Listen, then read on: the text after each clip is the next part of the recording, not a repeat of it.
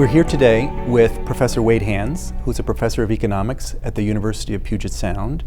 And Wade is also one of our grantees from the initial INET grantee round with a very, very interesting project. The papers of Paul Samuelson, he's going to start looking through and see what he finds there.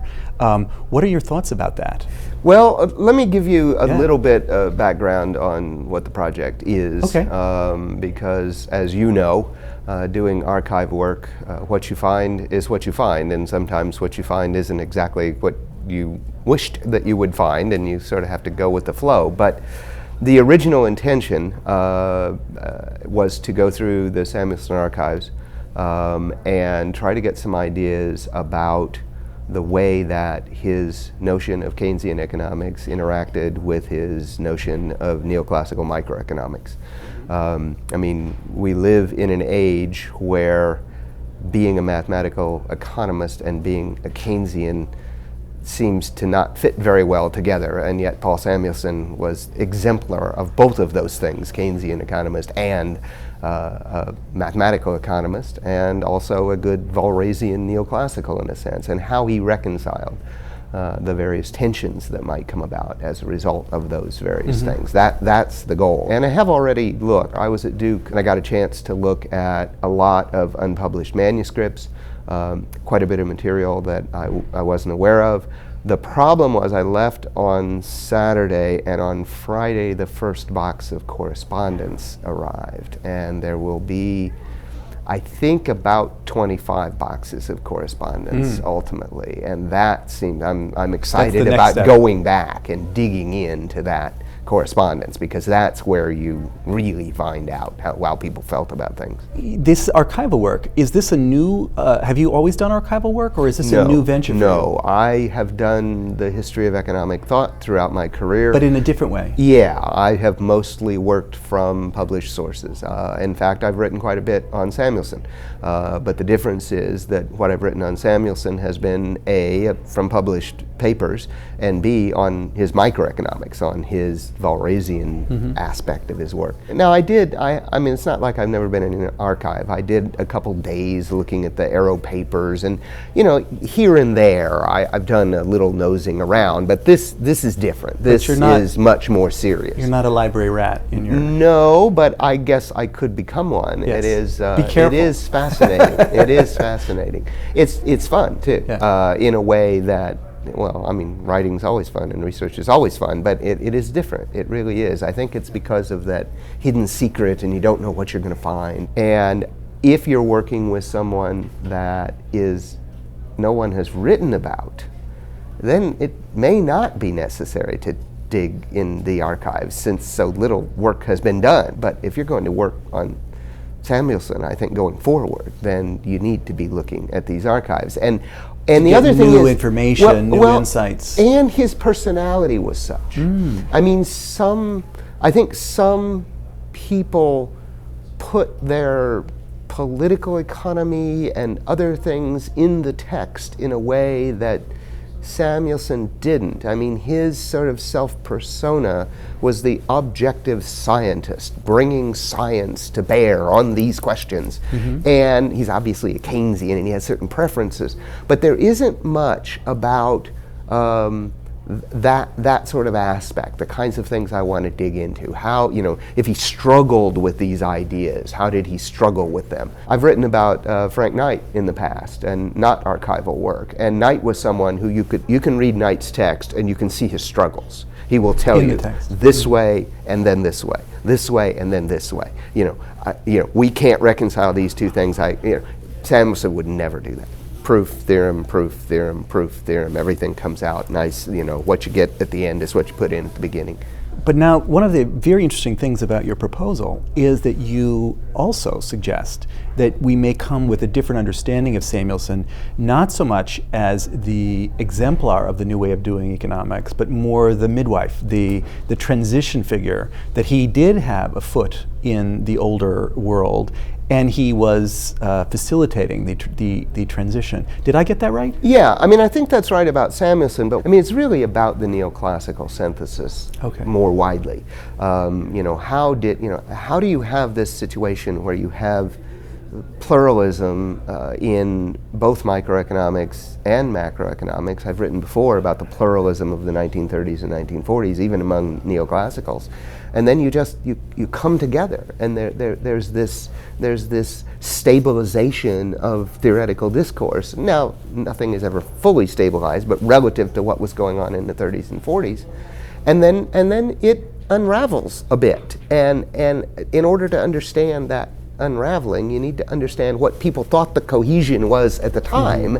And I think Samuelson is a key part of that story, but I'd like to be able at some point to take what I'm doing on this research project and snap it into a bigger project on from pluralism to stabilization in some sense, to try to get a better sense of that.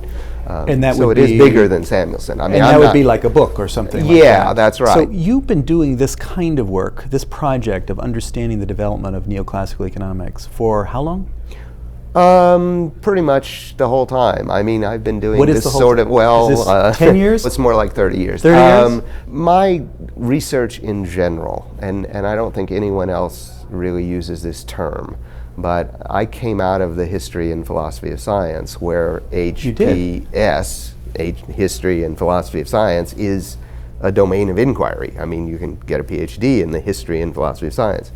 So I always say I do HPE, the history and philosophy of economics, and at various points in my career I have focused more on the philosophy side and more on the historical side, and I seem to be more in a historical phase right now. Now this is interesting what you just said, that you began as a history and philosophy person. That's an unusual kind of economist to be. Well, I was an undergraduate economics major, okay. But one of the reasons, I ended up getting my PhD from Indiana University. And why did I go to Indiana? Well, there was a number of reasons, but one thing is that Indiana had a very good history and philosophy of science department. So for the first 2 years of my graduate education, I was taking graduate courses from HPS and also economics.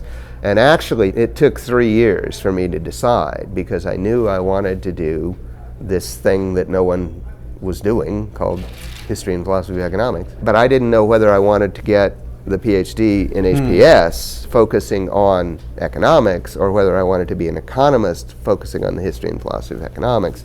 And so Scott Gordon was my advisor, and after 3 years he said, okay, you have to decide. You must pick one. So Wade, yes. Did you make the right decision?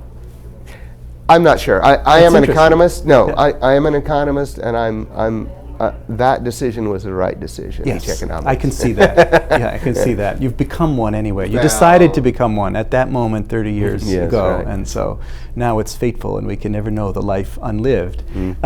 But as part of your job as an economist, you've been doing a lot of teaching. How does your research fit in with that teaching, or not? Or does it fight with it? Or what are the challenges of being, you've basically been supporting your research by being paid to be a teacher. You haven't got a lot of grant support for this kind of work before. Yes, and if you look at the economists that do the history of economic thought in the US, or do economic methodology, philosophy of economics, you will find a very large fraction at liberal arts colleges.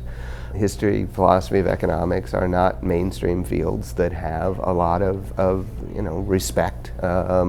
And so people end up in liberal arts environments in order to be able to do what they do. Now, there are some, that also gives you some freedom. Intellectual freedom. Yes, good liberal arts colleges expect you to be a scholar, but they're not as narrow in how they define intellectual activity. And so the work that I've always done has been supported and applauded and appreciated. Now, they don't have a lot of money to throw around, but in terms of the resources that are available, I have been able to receive a lot of support. And it's also something that one can talk about to undergraduates. In the classroom. Yes. I mean, my dissertation actually had nothing to do with the history and philosophy of economics. My dissertation was on mathematical general equilibrium theory, stability, differential equations. And that material is just not material. Had I continued on that path, being a mathematical economist, there's just not material that undergraduates can grapple with. There's just too many barriers to entry. On the other hand, a lot of the historical issues and philosophical issues are things that they can appreciate and things that you can use.